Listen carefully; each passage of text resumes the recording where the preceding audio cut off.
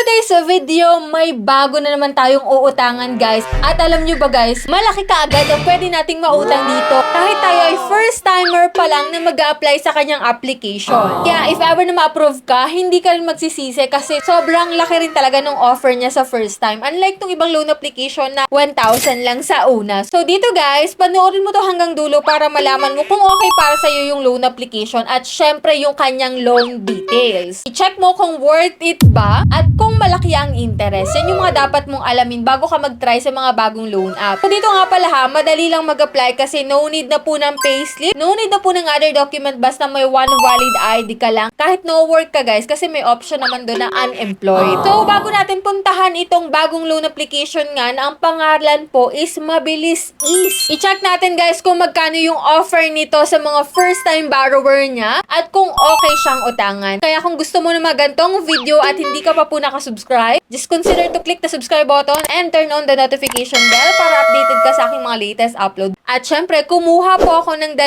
tao na nag-comment lang sa aking mga video. And ito po sila. Congratulations sa inyong dalawa. I-claim nyo na po yung prize nyo agad-agad. And for those na gustong sumali dyan, don't forget to like this video. Mag-iwan po ng comment dyan sa comment section. At please share para may entry kayo sa aking pamanti cellphone giveaway. So stay connected, stay active lang. So ito nga po si Mabilis is na-download ko po sa App Store. Pero bilang bagong loan app sa App Store guys, malaki kaagad yung offer niya sa first time. Kaya if you're interested na malaman kung magkano, so keep on watching.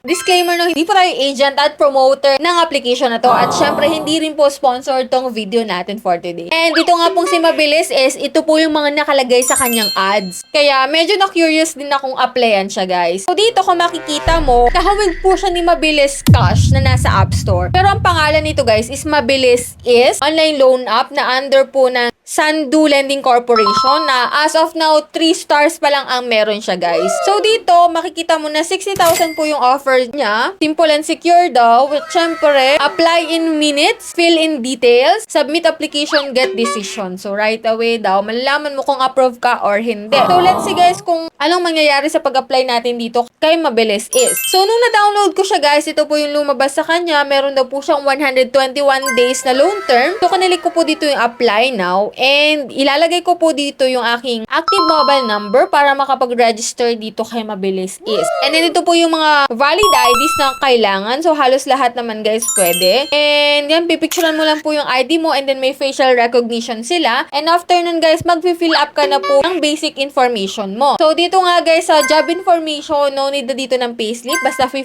upan mo lang tong mga to. And dito sa guys, sa urgent contact person, 5 contact list yung hinihingi nila. Medyo marami lang guys. Kaya siguraduhin mo kung sino yung mga ilalagay mo dito. Alam dapat nila na kinuha mo sila as contact references para hindi na sila magulat kung may mag-text man or tumawag sa kanila. So dito guys, sa account management, kung saan mo pwedeng ma-receive yung pera, it's either e-wallet or bank. Pwede po yan sa GCash, GrabPay, PayMaya, and StarPay Corporation. And sa loan confirmation, ito na nga guys, sobrang laki yung offer niya. Nagulat ako sa part na to ha. 5,000 yung offer niya. And dito guys, 121 days daw, installment, 2 period. Pero chinek ko po itong repayment schedule nila. Sa unang bayaran guys, magbabayad ko po ng 4,995 pesos. Sa ikalawa is 5 pesos na lang. Pero mawi-waive po yun. At dito guys ha, may upfront service fee sila na 1,900. Huwag nyo tong i-ignore kasi ibabawas po to dun sa 5,000 pesos. So, malamang sa malalmang, kung ililas natin yung 1,900, nasa 3,100 na lang yung marireceive natin guys. Pabor ka ba dun? Okay ba sa'yo yun? Kasi sa first schedule repayment nila, magbabayad ka na po kaagad ng 4,995 pesos. So, 1 week to pay lang siya guys. So,